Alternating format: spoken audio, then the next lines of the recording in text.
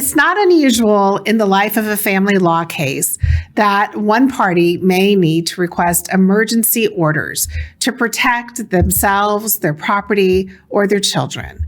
In those instances, it's important to have a skilled family law litigator who knows how to access the court and request those types of emergency orders. My guest here today is LaQuisha Batson, and she's an attorney with Hargrave Family Law and is here to talk with us today about emergency orders. We also call her Q or Ms. Batson. And so, Q, tell us a little bit about, first of all, your history and how you came into family law. Sure. So I've been practicing law since 2020. Law is my second career. I initially started off as a federal probation officer. From there, I switched over to practicing law. I've been practicing since 2020. Started off in the criminal system as a prosecutor. I focused on domestic violence court and just regular misdemeanor infraction type cases. I loved family law in law school. I worked for a family law firm and just realized that that was where my calling was. Excellent. And we're so glad that you're a part of our firm. Thank you. Now, so tell us, what are the different types of orders that people can get in an emergency situation? So there's a couple of different types. One is a temporary restraining order, which is also known as a TRO. It pretty much orders a person not to do a particular act until a court has a hearing. So it kind of restricts you from doing certain acts or certain conduct. Another type is a temporary injunction, which is similar to temporary restraining order in that it restricts your type of action that you can do until a court makes a decision. And then the last option is also a protective order, which protects you against someone who's been violent. And so the important thing about these emergency type orders is that there's not always time for a full hearing, correct? Correct. And so kind of walk us through, if you're going to get a temporary restraining order, like what are the steps? So usually you can do it on an ex parte basis. And what does ex parte mean? So that means that the other person doesn't have notice of the hearing. They're not aware that you're going to ask for this. So you would fill out your application. You have to allege that there's been immediate and irreparable damage, loss, or injury, and that the court needs to set it for a hearing set it for a hearing so that they can make a decision, but that person doesn't know about it. So it's sort of like this Band-Aid action that takes place. Correct. So yes. And I'm thinking of the different types of situations that arise where you might be getting a TRO. Can you kind of talk about what those situations are? Yeah. So there can be in like child custody cases where there's an emergency where the child has been injured or is at risk of being injured. If you're concerned that the person is going to take the child out of the state or out of the jurisdiction, you could ask for it. Or also if there's something with property and say the person is destroying property or disposing of property, you can ask for it in that situation as well. So a lot of times if somebody drains the bank account in anticipation of filing, yes, that may be something that might trigger a TRO. That is correct, yes. And also substance abuse issues, yes, are situations where we often need to rush in and help protect, a child from a parent who may be in the throes of addiction. Yeah. And sometimes in situations where there's like substance abuse or say there's like a home that you're concerned about, a temporary restraining order may be preferable than a protective order because the person could still be a good parent. They just need certain criteria in place where a protective order wouldn't be appropriate. Right. And so we'll talk about a protective order in a few minutes, but the temporary restraining order is a good way just to say, hey, judge, there's a potential issue here. Yeah. And we need your help and just, keep the parent away. Yes. Until we can get in and have a full hearing. Yeah, that's correct. And so what are you submitting to the court? Because I keep talking about this, this Band-Aid versus a full hearing. So when we go to get a temporary restraining order, what is being submitted to the court? What are they considering when making the ruling? So you can't file a temporary restraining order on its own.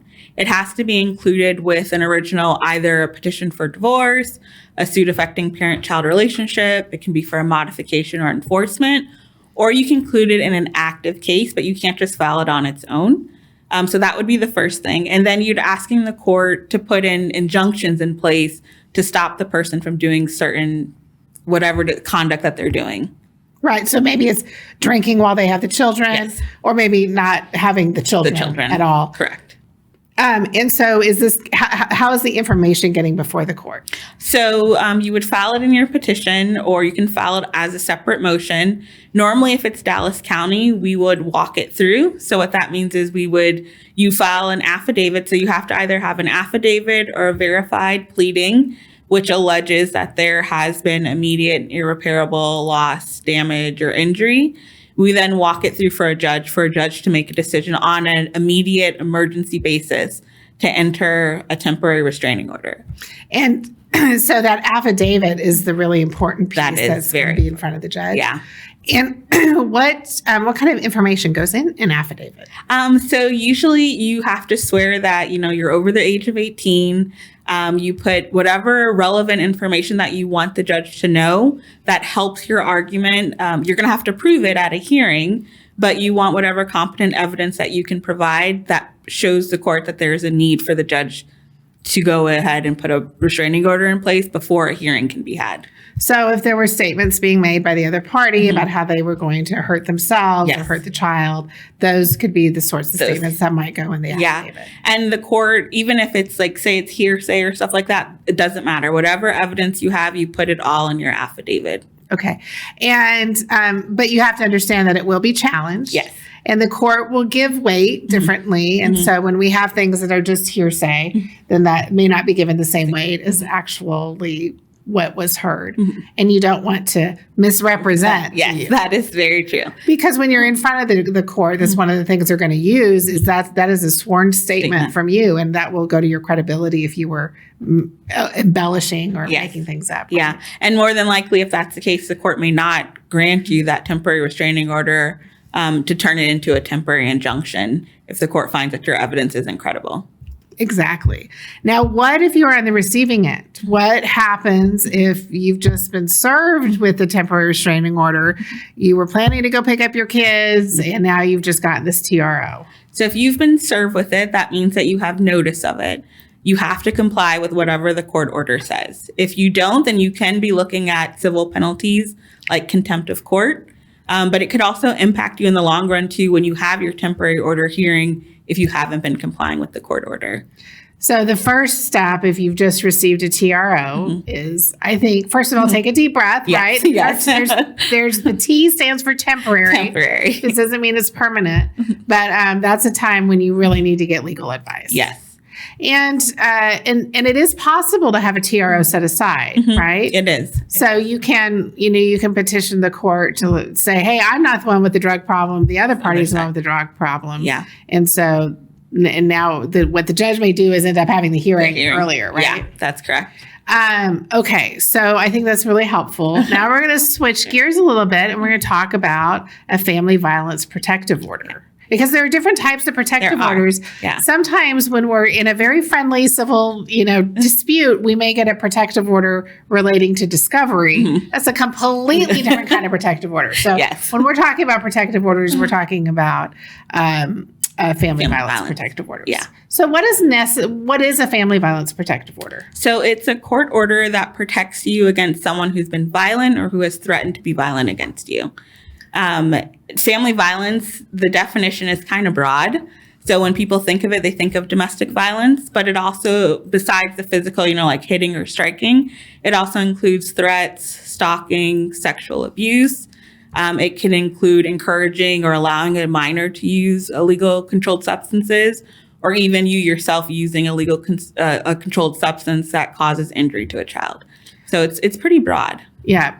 And what is the process for getting a protective order? So there has to be a showing that there's been family violence. You can do it you can get it pretty quickly, just like a temporary restraining order on an ex parte basis. But you just have to allege that there's been clear and present danger of family violence. And so once the court on an ex parte basis, so just one party files, right? The other party doesn't know that this is happening. Yeah. And what is the court looking for when deciding whether to issue a temporary ex parte protective order versus the final protective order? So on an ex parte basis, on a temporary basis, they're just looking to see if there's been a clear and present danger of family violence. So if, and dating, family violence includes spouses, dating partners, same-sex partners. If there's been any violence, that's all the court has to see in order to. And it can be violence against a child or against the adults in the relationship, right? Yes. And does it need to be part of an underlying action? No. Unlike a temporary restraining order, you can file a protective order on its own. There doesn't have to be a pending action or an active case. Okay. So if somebody goes down and get the temporary ex parte protective order, what happens next? What happens next is if the court grants it, they then, not the person themselves, but the other person has to be served with it. Normally it's by a constable or a process server. They serve that person with the protective order so they have notice of it. Once they're served, the court automatically sets it for a hearing. The person who requested it, they have to show up for that hearing or else that protective order will not be granted or entered. But if they don't show up, then it'll expire. But you show up for your hearing and pretty much you put on your evidence as to why you need a protective order. And then the court will grant what's called a final protective order. So even if now that it's not unusual for it to be associated with a divorce or custody case, right? But even if, while that case is still pending, that final protective order can be in place. That is correct. Yeah, and it is subject to modification, but that gets complicated. You don't need to worry about that right now. What happens if you are the one who's received a protective order? So you've gotten notice of the protective. So you've got the first thing, take a breath, because it's just a temporary at that point. I would definitely consider going to seek representation because there are ramifications if you don't comply with it. If say you're not complying with it, you've been served, you could be arrested. It does have criminal penalties associated with it as well. But a judge also has a lot of discretion. They can make decisions about conservatorship, which is custody, child support. They can exclude you from a home. So there's a lot of other ramifications that could be caused if there is a protective order in place. You just mentioned the fact that you can be arrested because when we do get a protective order, it does get filed with the police, right? So they are made aware of the fact that there's a protective order in place. There are different ways of getting a protective order. So can you talk with us a little bit about the difference between going to family court and getting a protective order versus going through the criminal court system? Yeah. So there's a couple of different ways. If you call the police, say your partner gets arrested for whatever incident occurred, the prosecutors could file a protective order on your behalf. If you go through the family court system, you could request it on your own behalf. But generally, there just has to be some type of violence. Another thing, too, is if it's on the criminal side, if someone has had previous protective orders against them, they could also be looking at felony charges if it's been at least 2 or more. So there's a lot of other ramifications that you have to consider as well. And I will say our courts do take the family violence very seriously. Yeah. And while it's good to get a protective order, that's just one part of the safety plan, right? Yeah. And we always say it's a piece of paper, so it has some power behind it. So don't ignore it if you're part of it. But really, you need to take steps for your physical safety too. Absolutely. And one of the benefits of a protective order, it could also require the person not to have a firearm, even if they have a license to carry. It can restrict them from having a firearm. But there's a lot of safety that you have to consider besides just a protective order. And if the person violates, I always tell people call the police. Like that's why you have this order in place. That's right. Now, what happens after the temporary ex parte is issued? And so you go to court. Yes. And what is typically what's happening at that hearing on the protective order? So at that hearing, this is when the other side also has an opportunity to be heard. Because initially they weren't present when you requested this temporary ex parte one. So the court's going to hear from both sides. The judge will review whatever evidence you present. And then ultimately the judge is going to make a determination on whether or not they're going to grant it or whether or not they're going to let the ex parte one expire. So a lot of times it can be very difficult to prove different kinds of abuse, like emotional abuse is one that's hard to prove. That is. And, versus if somebody's actually been like punched and there's bruises or things physical. What types of evidence do you often see, and how does that evidence weigh into whether you're going to be looking at restraining order or protective order? So when it comes to protective orders, I normally look at text messages. If you have a person apologizing for whatever conduct happened, if they're, if they make admissions that it'll never happen again, that they're sorry. Normally too, if people have recording, sometimes video recording or even Ring camera recording, if it's outside the home. And then if there's other witnesses who were present when the incident happened, you can use that.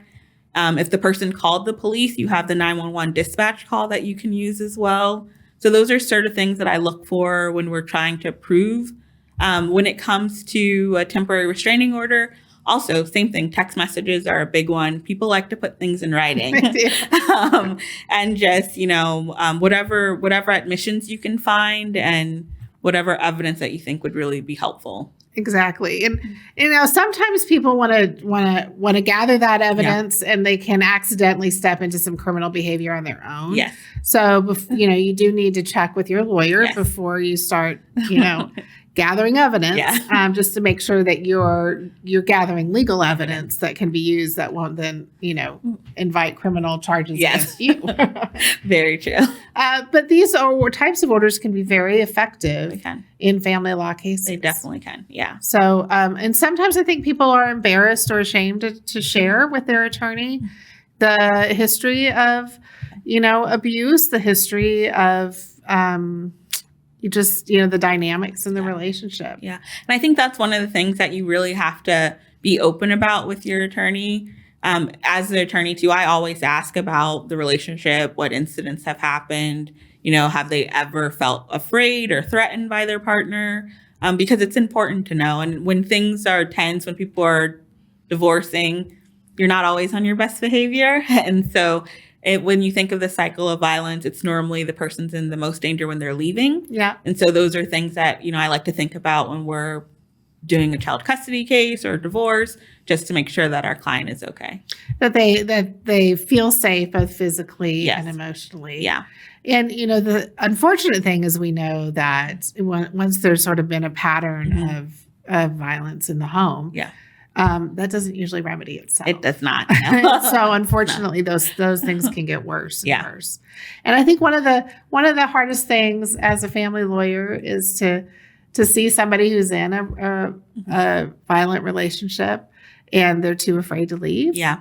Or for whatever reason they keep going back. And and we always want to share the message of hope that you can create a better future. Absolutely. And the legal system is one of the tools that will help you do that. Yeah. Yeah. Awesome. Well, thank you, Q, for your dedication to working with families who are at the crossroads of divorce and custody cases, and for your compassion that you bring. Thank you, Jennifer. If you want to learn more about Q and about her practice, we invite you to check out our website at hargravefamilylaw.com. Of course, we'll include a link to that. And we also invite you to stay tuned for additional future episodes of our podcast. Thank you.